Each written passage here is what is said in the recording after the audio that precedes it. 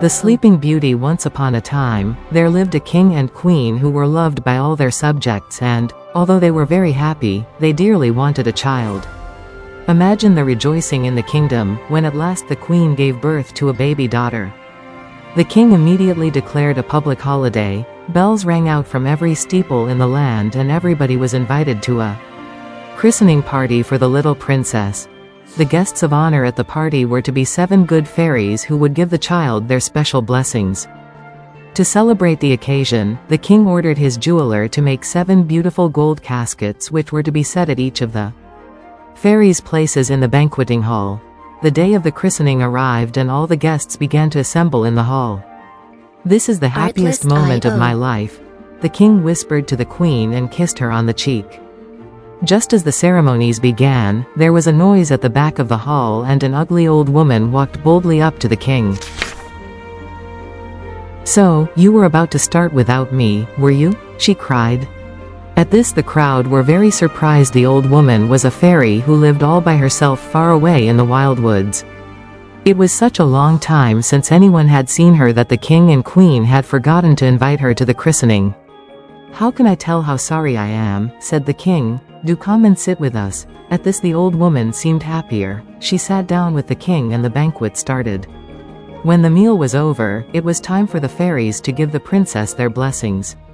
"My present is the gift of song," said the first. "May the little princess sing as sweetly as a nightingale on a summer's evening. May she be as fair as a rose and as fresh as the morning dew," added the second. "May her eye be as sharp as a hawk's and her mind as quick as silver. May she ride like the wind and dance like a lamb in the springtime," said the fourth. While the fifth wished her silken hair and the laughter of a mountain brook, and the sixth promised her long life and happiness. The old woman suddenly rose to her feet and uttered a terrible curse. "All your fine words won't save this child from my vengeance," she hissed. "All your silly blessings have been in vain, for on the very first time she sees a spinning wheel, the princess will prick her finger and die." Everybody was dismayed to hear the old woman's words. The queen hugged her baby while the king tried to comfort her as best he could. It was of no use, the princess was doomed to die. But at that moment, the 7th good fairy, who had hidden herself away at the sight of the woman, stepped forward and spoke softly to the king and queen.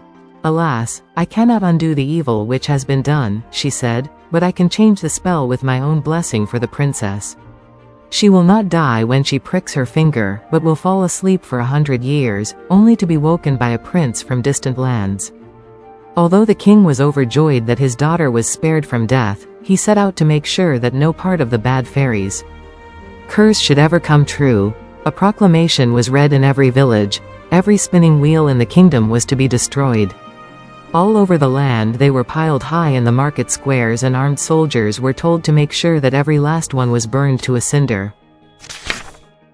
The years passed and the little princess grew up to be a beautiful young girl, just as the good fairies foretold. The king and queen were delighted to see her playing happily in the castle gardens and to hear her sweet singing drift through the cloisters. "Surely no harm could ever befall such a charming and delightful young creature?" One day, when she was exploring the castle cellars, the princess came to a little door she had never seen before. She pushed it open, and finding a staircase on the other side, decided to climb it to see where it could lead. As she reached the top of the stairs, the princess saw one of the oddest sights she had ever seen. There, surrounded by colored wools, sat an old lady spinning. "Hello, my dear, come in," said the old lady when she saw the princess. "Come here and sit beside me." The princess was fascinated by the spinning wheel at which the old woman sat. "Whatever are you doing?" she asked. "Why, spinning, of course," the old lady replied. "When I was a girl everyone could do it. Now this must be the only spinning wheel left in the whole kingdom." "Oh, do let me try," pleaded the princess. "It looks such fun, I'm sure you could show me what to do." "Of course," replied the old lady, and she sat the princess down at the wheel where she started to spin. No sooner had she begun to take up the wool from the spindle, however, than she pricked her finger and fell to the ground in a deep, deep sleep. At this the old woman let out a horrible peal of laughter. "That will teach them to think they can outwit me," she cried. The old woman was none other than the bad fairy in disguise. She had got her revenge at last. When he heard the terrible news, the king was very upset. Sadly, he carried his daughter to the royal chambers and laid her to rest. All through the night he sat by her side in the cold, dark room, tears trickling down his cheeks. At last, news of the terrible fate which had befallen the princess reached the good fairy who had saved her life at her christening. She hurried to the castle at once to see the king and queen. "How unlucky it is that you should live to see this day," she said. "I cannot see you parted from your daughter so cruelly. If she is to sleep for 100 years, then you and the court must do the same." As she spoke, the good fairy blew magic dust into their eyes, and the king and queen felt themselves growing weary. Soon they fell asleep exactly as they were, sitting in front of the princess's bed. When the king and queen were soundly asleep, the fairy flew from room to room scattering her magic dust wherever she went. Maids, grooms, soldiers and serving boys fell asleep where they stood, and silence fell over the castle. In the great hall the jester had just started to tell a joke when the fairy's spell sent him to sleep. The musicians fell into a deep slumber, still holding their instruments, and the chancellor and the magician, who were playing a game of chess, began to snore loudly as if both were tired of waiting for the other to finish his turn. Out in the courtyard the stable lads fell asleep as they were sweeping, and even the horses dozed in their stalls. At last, when everyone in the whole castle was soundly asleep, the good fairy cast a final spell. "You will all sleep safely for 100 years until the princess wakens from her slumbers," she whispered, and then she made a mighty forest of briars grow up around the whole castle, all but hiding it from view, so that only the topmost towers could be seen. So the castle remained for 100 years. People came and went past the enchanted wood which surrounded its mighty walls, and strange stories about the fate which had befallen it spread far and wide. The woods were said by some to be haunted, and people soon started to hurry past the castle as fast as their legs could carry them. Word of the mysterious castle reached a handsome young prince from a faraway land across the sea, who was determined to see it for himself and to take the beautiful princess, mentioned in the story, for his bride. After many days' journeying, the prince came to the tangled wood of brambles and briars. "I am not afraid of old stories," he told himself, and started to hack aside the thorny bushes with his sword. To his astonishment, suddenly a pathway opened in the woods before him. As if by magic he found himself being led deeper and deeper through the forest, until he found himself standing before the castle walls. Once inside the castle gate, the prince gave out a cry of amazement, for there before him, looking as though they had fallen asleep that very afternoon, lay the servants of the castle. Tools lay scattered around them. There sat a man peeling apples, there a maid with a broom sleeping on the stairs.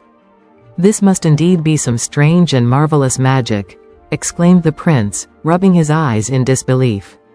He took up a candlestick from the table and began to climb the stairs to the royal apartments.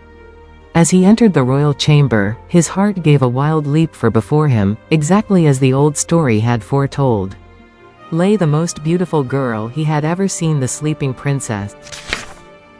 Slowly the prince drew nearer the bed where the sleeping beauty lay. Bending gently over her silent form, he kissed her lightly on the lips. Suddenly her eyelids fluttered and the princess began to stretch.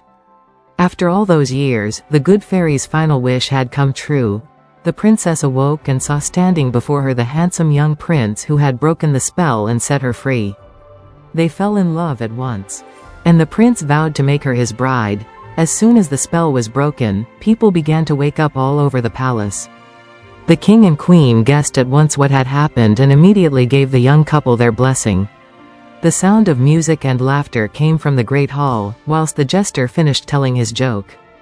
"Your move," cried the chancellor to the magician, and then they were dancing and singing and making merry. The forest around the castle vanished, the flags of the kingdom flew proud and clear in the breeze, and messengers rode out from the palace to tell everybody what had happened.